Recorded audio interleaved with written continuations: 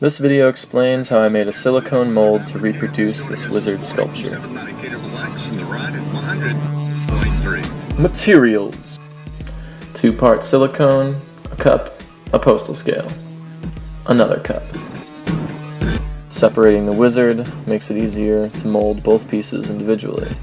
Starting with the base, I placed it within the cup to make sure that it fit. This cup will later house the silicone. Drilling through this plastic piece and then attaching it to the base, I've suspended it within the cup to pour the silicone. Mixing silicone by weight. Using my postal scale and styrofoam cup, I measure out equal weights of blue to green silicone, and then mixing by hand without any power tools as to ensure that there are no bubbles in the mixture for at least 10 minutes, making sure the chemical reaction ensues. Once the silicone is mixed, pour it into the cup around the base, making sure to fill it all the way to the top. The most important thing is to tap it on a hard surface. If you don't do this, the air bubbles will stick in there and you'll get a terrible mold.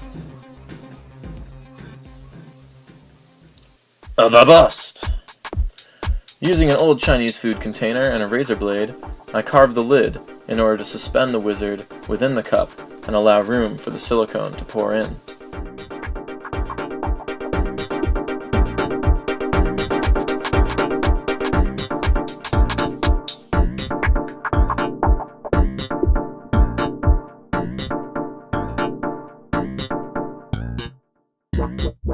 Casting. I chose plaster of Paris as my medium because it's cheap and easy to use. The 3-part silicone mold ensured that the hat, which was very thin, would not break once the plaster copy was pulled from it. As you can see here, production lines are left on the sculpture which you then have to take off. Then, using sandpaper, I cleaned up the pour marks on his base, and I used a knife to clean up the seam lines on his face.